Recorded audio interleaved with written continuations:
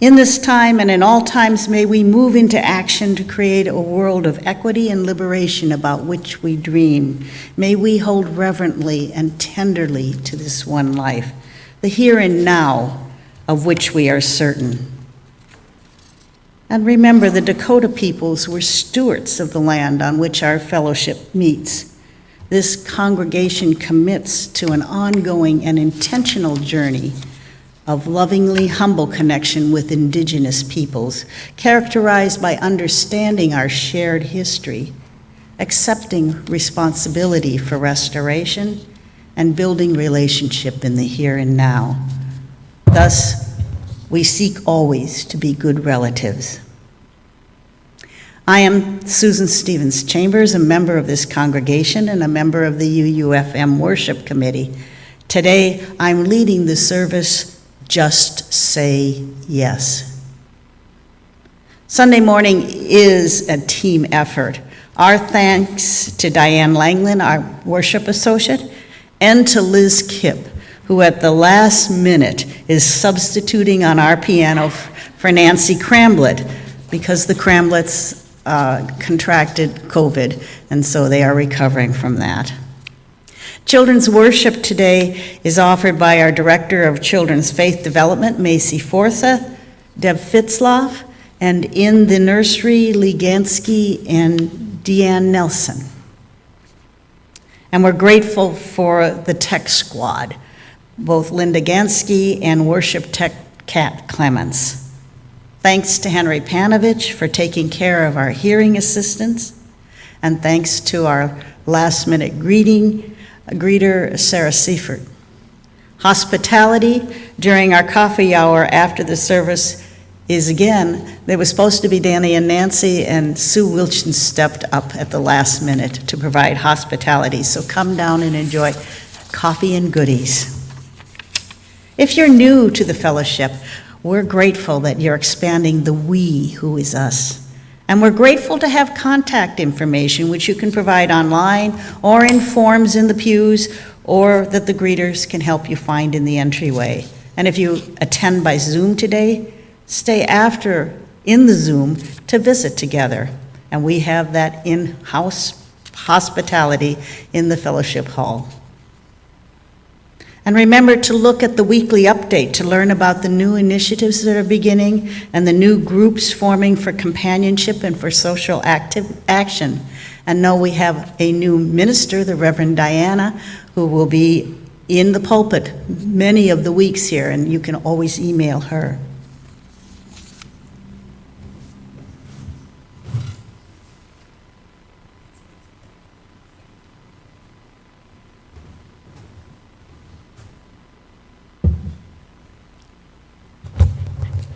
Good morning. Let us now move more deeply into a time of worship, shaping worth and meaning from the ordinary as a way to honor the gift of life we all share.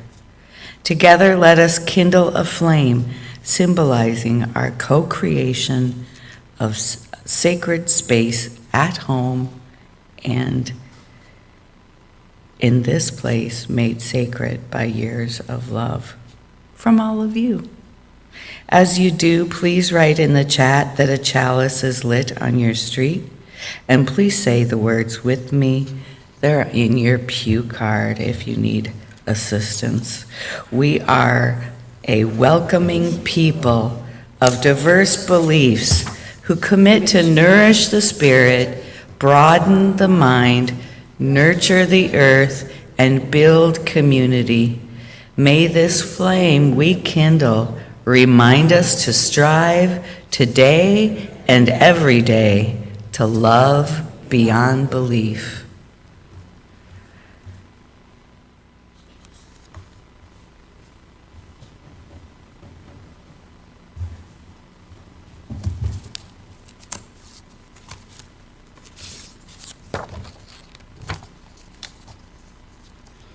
Our theme throughout September has been welcome. And I believe that also means saying yes to opportunities that present themselves. Prior to COVID, we were often encouraged to get a better balance in life by just saying no. The idea behind that campaign was that we were too committed, too busy, we needed to slow down. Many of us have been joiners all of our lives, in social clubs, active in our church, and out in our communities. Then COVID hit. We were all sheltering in place with little contact with our previous commitments. When COVID lifted, something fundamental in some psyches seemed to shift. Some people did not fully come back from their isolation, seemingly content with the disconnection they had experienced. Social organizations, churches, even our schools report a drop in membership or attendance. A number of organizations that had previously thrived stopped meeting and never started back up again. Their entire structure went under. When asked to participate today, people just seem to say no with a lot more frequency, at a time when I believe that saying yes could help mend the COVID harm that isolation created. We know that COVID led to a drastic increase in infectious disease containment strategies. I love those words. Like quarantine and isolation, as well as other measures of social distancing. These strategies were intended to reduce the spread of an infectious disease, and that was needed. Quarantine typically refers to restricted movement and limited close interactions for individuals who've been exposed to contagious persons. And isolation refers to similar measures for individuals who are infected. But social scientists are now studying the adverse effects the restraints had on mental health, such as increased anxiety, depression, and stress-related disorders, suicide rates, and noted that exacerbated substance use disorders, psychotic disorders, anger and domestic violence increased with isolation. Are these factors that have led to the decline of people participating in and attending social gatherings that used to mean so much more to them? Are people saying no when asked to return because they are stressed, anxious, or depressed? Is there something we should be doing to welcome people back into our midst? We're finally seeing a gradual increase in those attending services and participating in other organizations, but people still report not wanting to return. Marge Piercy, in her poem, reminds us of the power of acting together. It goes on one at a time, she says. It starts when you care to act. It starts when you do it again after they said no. It starts when you say we and know who you mean, and each day you mean one more. In one sense, I feel like I'm preaching to the choir, because here you are attending the service. But have some come back once and then not returned because we're not welcoming enough? Is there more we could do to make all feel welcome in this fellowship? And what is the magic of welcome? Our first principle acknowledges the inherent worth and dignity of all. And that principle attracted me from day one because it seemed so important and seemed so welcoming. It's the key to our Unitarian Universalist greeting at the beginning of our services, stating that all are welcome here. We accept differences, in those who wish to join us, and we encourage all, in accordance with our fourth principle, to pursue a free and responsible search for truth and meaning. I'm encouraging all of us to keep our principles in mind when we support someone's return to our midst so that they will come back more than once. I urge us to put on a reassuring face to newcomers who might be uncertain of the welcome they might experience as they try out our services. And we're only human. We sometimes fail in recognizing the inherent worth and dignity of all. In my quote for the starting of the service, I gave a Rumi quote, "Out beyond ideas of wrongdoing and right doing, there is a field. I'll meet you there." In a sense, he is saying, move into the present. Let go of yesterday's anxieties, stresses. Come together in the field of today and welcome all others to join you there. In our past, we've told some attendees we no longer think they should be attending our church because they behave badly in our judgment. And at times, we were so content with our idea of right and wrong that our attitudes became less than welcoming. But we can recognize past failings and do better. Mahatma Gandhi says, "We but mirror the world. All the tendencies present in the outer world are to be found in the world of our body. If we could change ourselves, the tendencies in the world would also change. As a man changes his own nature, so does the attitude of the world change towards him. This is the divine mystery supreme. A wonderful thing it is, and the source of our happiness. We need not wait to see what others do," Gandhi tells us. His advice is to let go of past judgments, to focus on changing ourselves without waiting to see if others follow suit. We can improve the reflection of the world's mirror and change the world by changing ourselves. And isn't that the ultimate spiritual practice? To be open and welcome to all is to deepen our spiritual soul. Khalil Gibran's talk on giving is in fact an encouragement to not judge at all. That is going the extra mile, welcoming all in our sanctuary. For to withhold, he tells us, is to perish. See first that you yourself deserve to be a giver, he tells us, and an instrument of giving. For in truth, it is life that gives onto life, while you, who deem yourself a giver, are but a witness. Gibran inspires us to give to the undeserving, just as the fruit trees give freely to all, no judgment. We can all make the effort to be more accepting. We can withhold judgments and really listen to a person we may have felt less than friendly towards.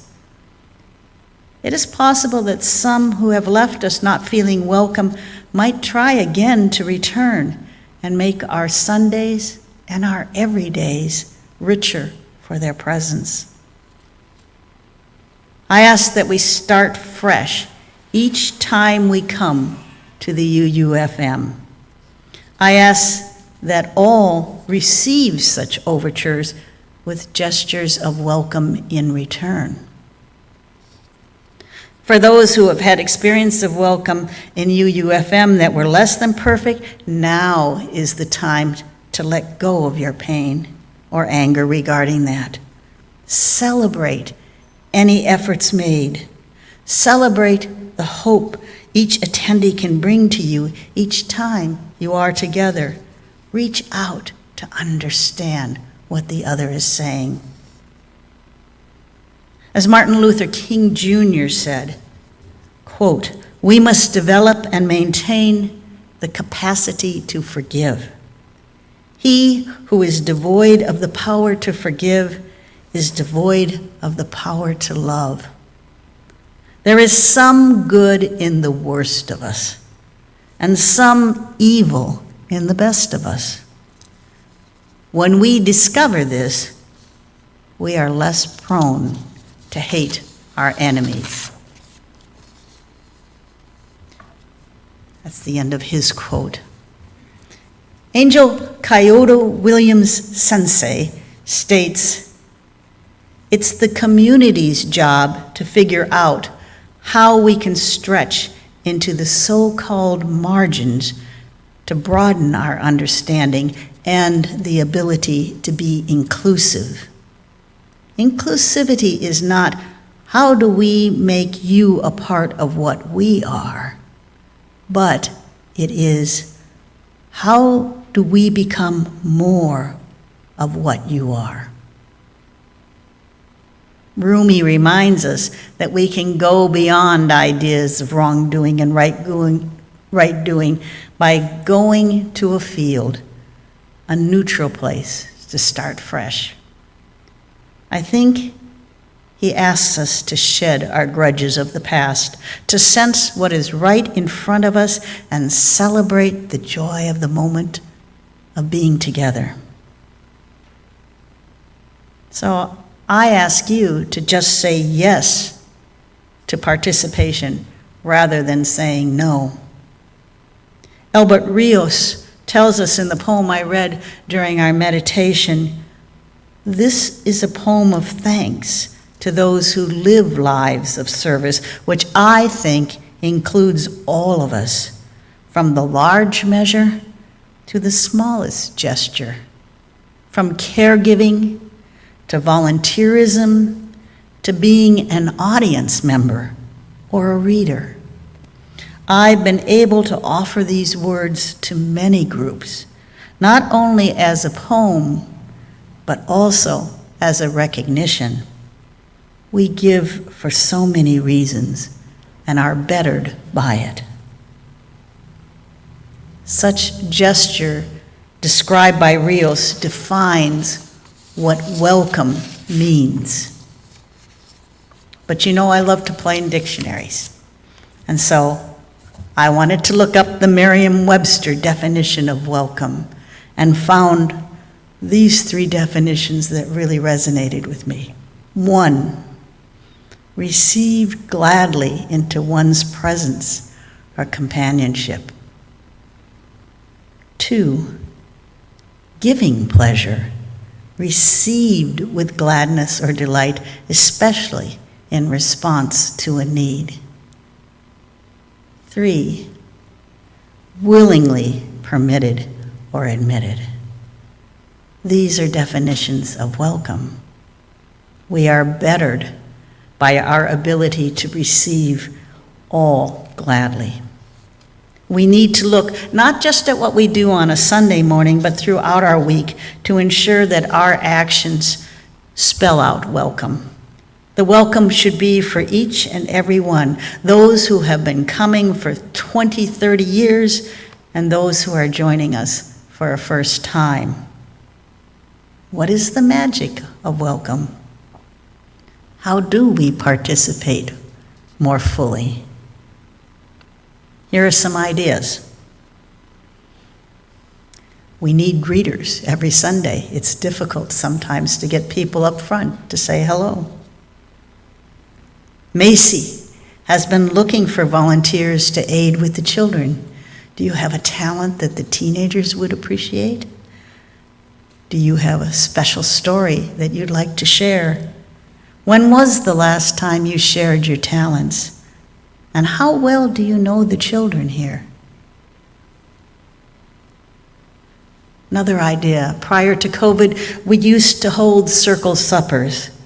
This was a social gathering held in homes, hosted by UU members for small groups. Just a chance to get together and know each other, a dinner, a potluck. We got to meet new faces we didn't know before. We got to renew acquaintanceships with people we'd known a long time. Maybe it's time to start our circle suppers up again. If we do, that sign-up sheet's going to go around looking for host homes and looking for other attendees to contribute to the potluck. I'd encourage you to say yes to participating. I guarantee it will enrich your lives. Another suggestion. For some time now, we've been looking for someone who reads music and can count to help our choir get back up and start singing. This person doesn't have to be a total expert, just someone who can assist because they have musical talent. Past choir members know how inviting it is to share music. We've been missing our choir. We need someone to just say yes. We have a green committee. They make an incredible effort to give us fair trade chocolates for Halloween, to recycle, to make sure our coffee hour is environmentally friendly. They use cloth napkins, real dishes, and that need washing at the end of that hospitality time, and they compost. Do you participate by assisting in the hospitality hour? When was the last time you donated food or helped with the coffee cleanup? And when you come into the fellowship and there's someone there you don't know, I encourage you to go up to them and introduce yourself. Ask them about themselves. What brings them to our door? If they have a question, answer their questions. If they have a need, help them out. There are so many ways to be welcoming, to participate, and to say yes. There are probably many new ways that I haven't thought of myself, and you don't have to wait for that change to happen. You can be the change. Don't be afraid to speak up about new ideas. All of these actions give pleasure, and participating allows all to receive that gladness and delight. This is the magic of welcome, and I welcome all of you to participate in that. A UU Reverend Victoria Stafford reminds us when we talk about hospitality here, about radical hospitality that goes to the very root of who we are as a gathered religious community and what we're called to be, we mean that we will welcome not only each person, whoever they are, whatever their gifts, whatever their need, but each person in his or her wholeness, his or her holiness, a holiness which may in fact in any moment be full of holes and contradictions, full of fear and brokenness and doubts. Come in, we say, not just in the full flower of your thriving, but in your loneliness, confusion, anger, shame, despair, the unfinished, imperfect, holy wholesomeness of your being. Come in not only with your all apparent accomplishments and strengths, but with those pesky vulnerabilities. These may, in fact, be revelations. They may be glimpses of whatever humanity we share. This house will hold them all. This house will hold us all.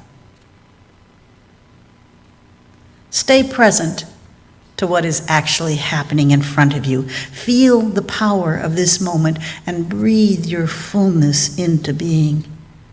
Take the awareness, as Albert Rios showed us.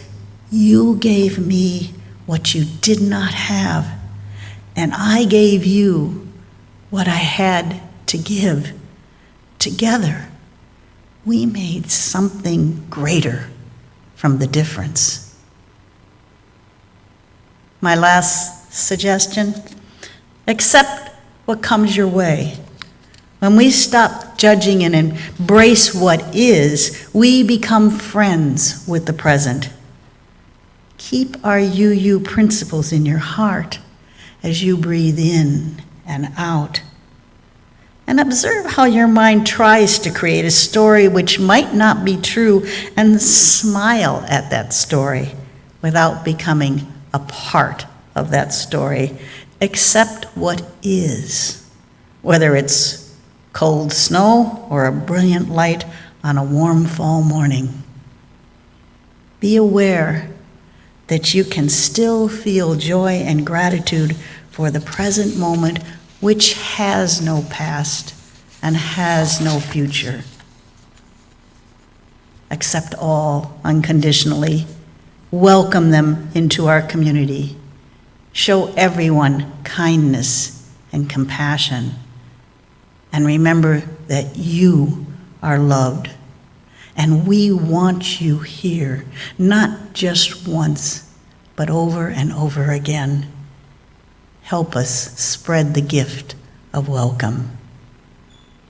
May it be so, and blessed be all of you.